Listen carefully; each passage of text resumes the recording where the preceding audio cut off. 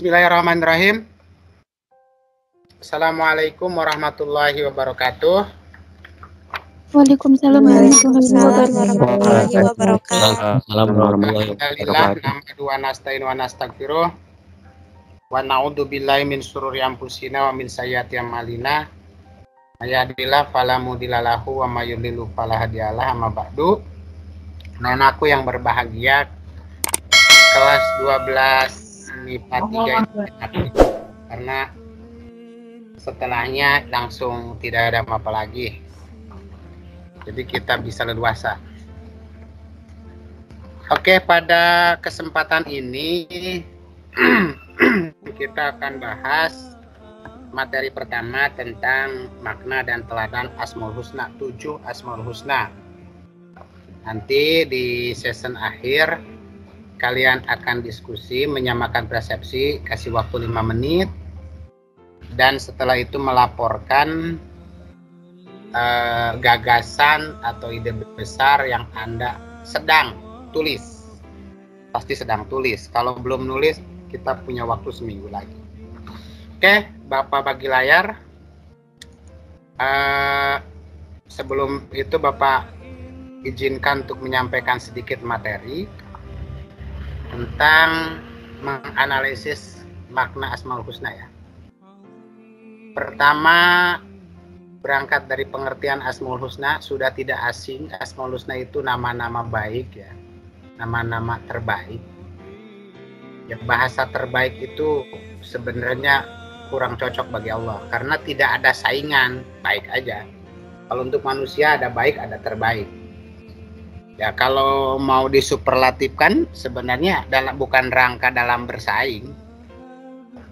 Baik Allah, indah Allah, sempurna, tidak harus diterkan. Paham maksud Bapak kali ya? Jumlahnya ada 99. Yang kalian suka baca itu ketika tadarus dulu. Saluka, Yaman, itu 99. Asma, nama, husna, baik. Asma itu jama. Ismun, asmaun, husna itu bentuknya keterangan dari asma dalam bentuk masdar. Oke, lanjut 7 makna ya: al-afu, ar-razzaq, al-malik, al-hasib, al-hadi, al-khaliq, dan al-hakim. Yang pertama al-afu. Al-afu itu Allah Maha Pemaaf. Maafnya Allah tidak berbekas, tidak meninggalkan sesuatu pun. Jadi maafnya itu habis, tidak yang tersisa dosa-dosa yang ketika orang dimaafkan itu. Dan maafnya itu tanpa diminta. Sebagai manusia tentu ada etika. Ketika kita berbuat salah pada orang, mohon maaf ya. Sebagai manusia kita mohon maaf, tapi kita sebagai manusia pula jadilah orang yang mudah memaafkan tanpa harus diminta orang. Untuk orang lain oke lah kita minta maaf, tapi untuk diri sendiri ke orang maafkan. Mohon maaf lahir dan batin. Perintahnya sebenarnya fa'fu anhum, maafkan mereka. Jika kita punya kesalahan, satu hari atau beberapa jam kita rasa bencinya ada, manusiawi. Setelah itu udah hilangkan. Tersenyumlah. Bergaullah seperti halnya biasanya. Tentu orang yang melakukan kesalahan itu mungkin ada niatan untuk minta maaf, tapi karena ada perasaan enggan, perasaan malu, dengan begitu dia akan sendirinya terbuka dan akan mengakui kejantanan Anda dalam hal memaafkan orang. Oke. Walaqad afallahu anhum, di situ bahasanya Allah telah memaafkan mereka. Alladzina tawallawna minkum yawmal taqal jam'an innamastazallahum syaitan bi ba'di ma kasabu. Walaqad afallahu anhum. Dulu ketika banyak orang yang lari dari sebuah pertempuran ya, firor minal jahfi, dan mereka itu sungguh itu adalah digoda oleh setan. Nah, Allah memaafkan. Apa yang bisa kita teladani dari Al-Afu ini? Pertama tentu kaitannya dengan Allah, meyakini bahwa Allah memaafkan kesalahan hambanya. Yang kedua yang kita bisa realisasikan dalam kehidupan sehari-hari, ya kita harus jadi manusia pemaaf. Manusia yang menutup aib orang lain. Memaafkan dan menutup aib orang lain. Al-Afu dan Al-Ghafur. Kalau Al-Afu itu radikal, habis. Kalau Al-Ghafur itu menutup aib. Kalau kita punya kotoran di depan rumah atau di mana, kita bersihkan dengan vel, kita guyur dengan air, ada sisa? Nggak ada, itu Al-Afu. Kalau ada kotoran depan rumah, kita ambil pasir, kita timbun, itu Al-Ghafur. Karena kotorannya masih ada sebenarnya. Dua-duanya bagus. Ada kadang-kalanya kita harus menutupi, ada kadang-kalanya kita harus menghilangkan. Al-Afu ini sebenarnya lebih komprehensif dalam hal memaafkan. Ada Al-Ghafur. Al-Ghafur itu dalam hal kita tidak ada masalah dengan orang lain, tapi orang lain itu kelihatannya itu merupakan pekerjaan aib. Kita bisa bantu nggak menutup aib dia. Nah itu Al-Ghafur. Jangan kemudian malah kita buka aib orang itu. Sebenarnya dia malu kalau sadar. Itu Al-Ghafur. Kemudian ada bahasa dalam hadis, man satara musliman satarallahu yaumil qiyamah. Barang siapa yang menutupi aib seorang muslim, Allah akan tutupi aib dia di yaumil qiyamah. Kemudian yang kedua, razak, rizki. Allah memberikan rizki. Ya. Allah yang menafkahi. Rizki itu sesuatu yang kita nikmati. Kita punya duit, milik kita, harta kita. Tapi belum tentu menjadi rezeki kita. Kenapa? Dari duit itu tuh yang dinikmati kita hanya beberapa persen saja. Punya duit 20.000 beli nasi Padang, itu harta kamu. Makan bertiga, berarti harta kamu rezeki orang bertiga. Gitu.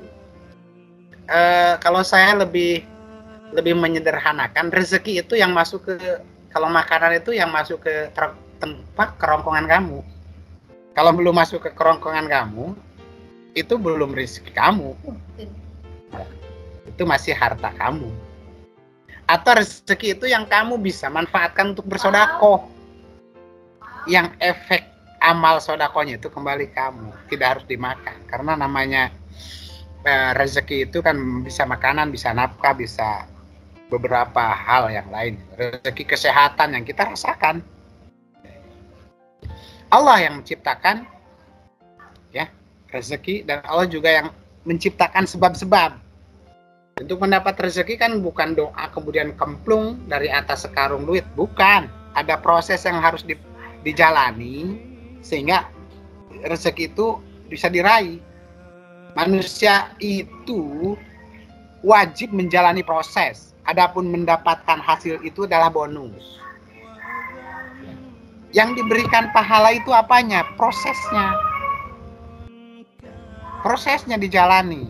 Adapun hasil itu adalah bonus. Tapi biasanya proses itu tidak mengkhianati hasil.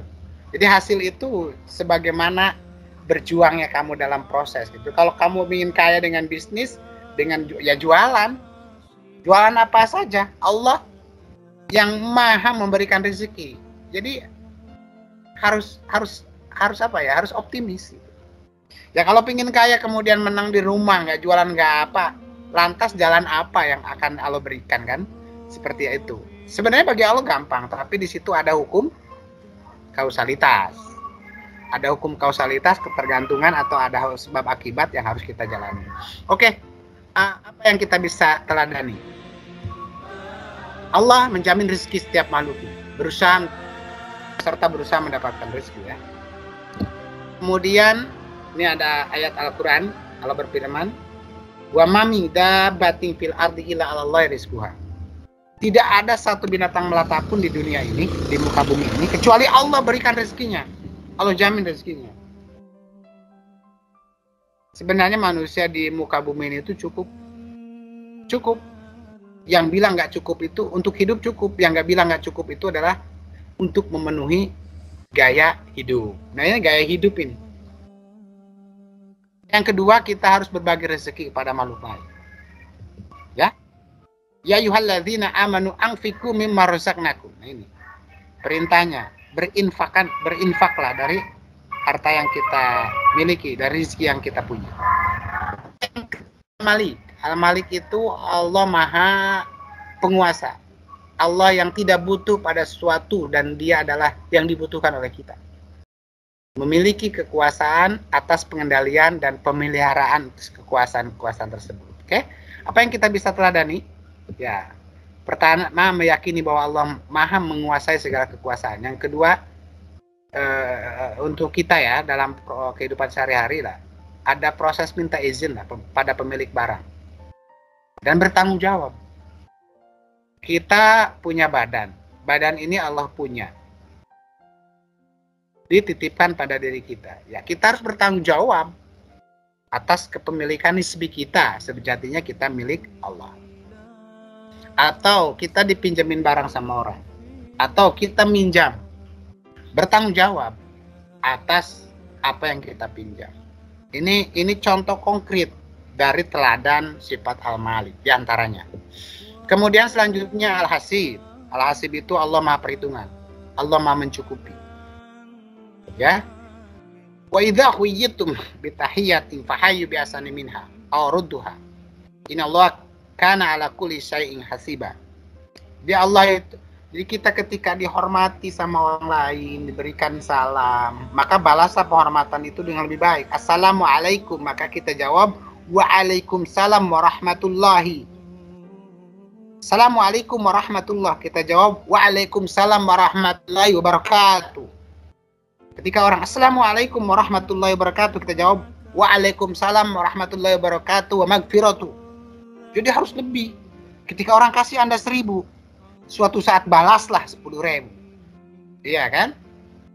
Gitu. Minimal sepadan lah. Minimal sepadan.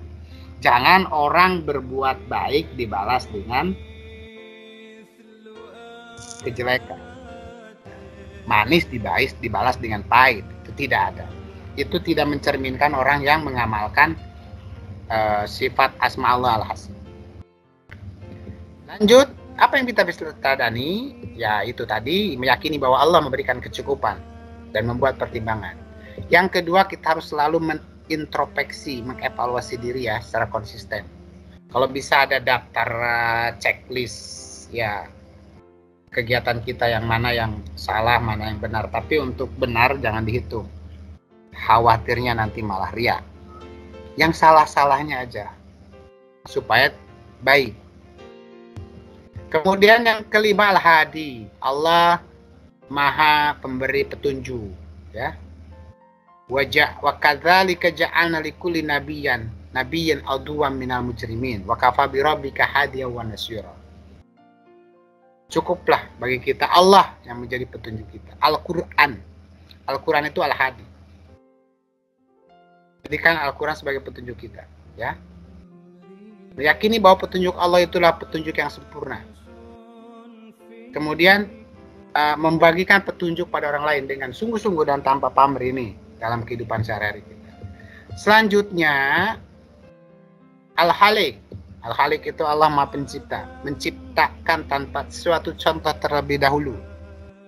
Allah Maha Pencipta segala sesuatu, ya. Allah khaliqu kulli syai' wa huwa ala kulli syai'in wakil. Allah Maha Pencipta segala sesuatu dan Dia Maha Pemelihara atas segala sesuatu tersebut. Oke, apa yang kita teladani? Meyakini bahwa Allah menciptakan sesuatu dengan sebaik-baiknya. Oke, kemudian yang kedua, kita harus termotivasi untuk berkreasi dan berinovasi. Selalu, jangan diam, jangan jadi orang yang statis ya. Kita harus dinamis, kita harus bangkit, kita harus menunjukkan pada dunia kita mampu dan bisa memberikan yang terbaik, inovasi dari yang ada, kita kembangkan kembali. Oke, selanjutnya Al-Hakim. Allah Maha Bijaksana. Ya, Allah Maha bijaksana dengan segala sesuatu. Dan kebijaksanaan itu akan memberikan manfaat kemudian bagi makhluk. Kebijaksanaan itu Allah selalu menghindarkan terjadinya kesulitan bagi makhluknya. Ketika makhluknya dirasa sulit untuk menjalankan sesuatu, dalam teori fikih itu ada rukhsah. Ya, ada rukhsah. Rukhsah itu sebenarnya fasilitas ketika ada sulit. Allah tidak akan membebani makhluknya di luar kemampuannya. Ketika pandemi, kita harus paham ini ada hikmah di balik ini. Cuman kita nggak tahu. Yang ada kita bikin hoak aja, bikin hoak menyalahkan pandemi. Padahal pandemi ini banyak hikmahnya, bisa mendekatkan diri dengan keluarga, kan? Bisa aja kita selalu mengingat akan kematian karena sering mendengar innalillahi tiap subuh, mengabarkan kematian tetangga dan sebagainya, banyak hal untuk mendekatkan diri atau mengingatkan pada kita bahwa kita itu kemarin terlalu sombong, terlalu jauh dari Rob kita gitu. Nah, ini hikmahnya di antaranya. Oke, bagaimana meladaninya? Ya, meyakini bahwa Allah bijaksana atas segala sesuatu. Yang kedua, kita bijaksana. Kita harus bijaksini. Sungguh-sungguh teliti dalam mengerjakan sesuatu, pantang menyerah atas hasil yang buruk, mengejar hasil yang lebih baik, selalu mengawasi proses dan hasil yang lalu, jadi dievaluasi kinerja kita. Kemarin saya ibadah saya seperti apa, tingkatkan. Kita harus iri yang diizinkan, kita iri ketika orang lain rajin ibadah, kita tidak. Dan nggak boleh itu iri yang sifatnya duniawi. Oke, dari 7 Asmaul Husna itu ada beberapa yang harus kita miliki yang tadi. Di antaranya kita selalu berdoa kepada Allah dengan nama baiknya, dengan Asmaul Husna. Kita jadikan Asmaul Husna itu sebagai pengantar doa kita. Kemudian saling memaafkan, menjaga martabat marwah antar sesama manusia, al-afu. Saling berbagi, ar-rozak, ya, pada orang yang membutuhkan. Saling bertanggung jawab pada perkataan, perbuatan yang telah dilakukan, al-khaliq. Berintrospeksi di kala senang maupun susah, al-hasib. Menasehati yang baik tepat sesuai dengan situasi, kondisi, lingkungan, al-malik ya, al-halik, al-hakim. Oke. Kreatif, inovatif, al-halik, ya, pantang menyerah, ya, mencapai cita-cita positif, ya, hakim diantaranya. Oke, ini harus menjadi jiwa kita, harus menjadi ruh kita dalam kehidupan sehari-hari. Oke, itu saja mungkin pengantarnya. Selanjutnya Bapak mintakan Anda nanti berdiskusi, ya, setiap kelompok, ya. Nanti Bapak akan masukkan ke kelompok-kelompoknya. Mau nanti teriak, oh saya kelompok anu gitu kan. Bapak bikin dulu ruangan diskusinya, walaupun nggak lama, tapi minimal menyamakan persepsi sebelum Anda menyampaikan. Karena di WA kan nggak ngomong, cuma chat doang. Al-Afu, 1 orang, silakan dari 1 perwakilan aja. Al-Afu yang pertama, ada Ahmad Haris, ada Dewi, ada Melda. Cuma berdua ya, Ahmad Haris atau Dewi Tri Arneta. Ceritanya mau Iya, apa Pak. ini? Itu ceritanya kayak tentang persahabatan 2 orang itu yang sama-sama siswa yang berprestasi. Terus mereka tuh kayak tiba-tiba tuh tujuan kuliah sama jurusan itu sama. Nah, akhirnya kayak saling saingan gitu kan. Kan ini lagi di era pandemi gitu. Jadi salah satunya tuh kayak ngefitnah temennya ini kalau dia tuh nyontek dan segala macem kayak gitu, Pak. Memfitnah gitu deh. Ya. Nah, Oke. Kelompok Al-Hadi dari kelompoknya Dara Ayu, coba.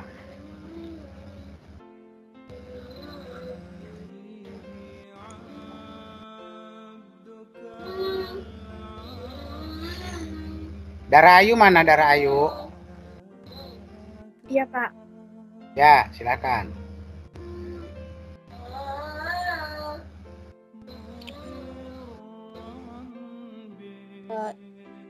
Bentar, Pak. Ya.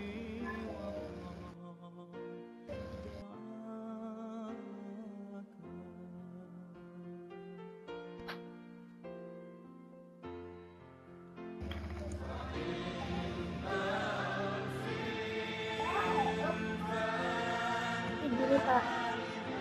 Ya. Pertama itu ada orang. Ada orang. Nah, dia tuh tadinya itu dia tuh kayak seorang hafiz gitu. Ya. Tadinya dia tuh kayak seorang hafiz gitu. Nah, terus pas suatu kejadian, terus habis itu ada suatu kejadian yang menimpa dia gitu loh. Nah, dari kejadian itu dia tuh jadi kayak jauh dari Tuhannya. Yang tadinya dia hafiz Quran, terus habis itu karena suatu kejadian itu dia jadi jauh dari Tuhannya. Nah, terus kayak meragukan tentang keadilan Tuhan gitu.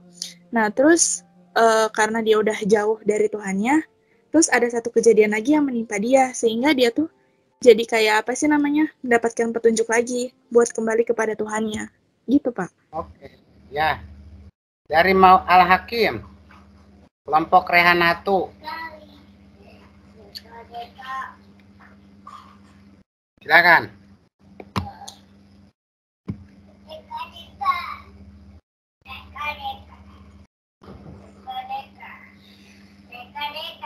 Rehanatu, kelompoknya. Ya Pak. Ya, silakan. Jadi ini tuh kayak menceritakan kayak seorang anak yang sering dibully gitu ya. Tapi dia tuh pinter. Dia pinter, terus rajin ibadahnya. Itu aja. Baru setengah sih Pak. Itu aja dulu. Oke, nggak apa-apa. Kemudian loncat Ar-Rozak, kelompoknya Ahmad Rifai Faiz. Ya, silakan. Iya Pak. Jadi ceritanya itu di sini tuh kayak menceritakan seorang wanita yang ingin merubah dirinya itu menjadi seorang muslimah yang lebih baik itu, yang bisa membanggakan orang yang dia sayangi.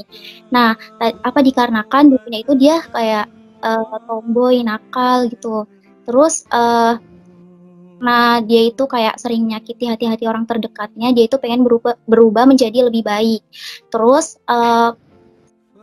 akhirnya saat bulan Ramadan di tengah pandemi, dia itu bersama 4 orang sahabatnya itu membentuk sebuah kelompok sedekah gitu Pak, sebuah kelompok sedekah untuk membantu orang-orang yang membutuhkan. Nah, selain itu dia juga mereka juga berusaha untuk lebih produktif di tengah pandemi tersebut gitu, kayak mempersiapkan ujian di akhir ujian akhir kan, mereka udah kelas 12 gitu Pak. Nah akhirnya Allah itu memberikan mereka rezeki berupa mereka itu mendapatkan nilai yang memuaskan dan mereka itu bisa diterima di SNMPTN sesuai dengan jurusan ataupun PTN yang mereka impikan gitu Pak. Oke. Udah siang ya, jadi semuanya tolong sinopsisnya tulis di chat di bawah kolom yang ada agenda rapat itu, ke bawah aja terus balas ya.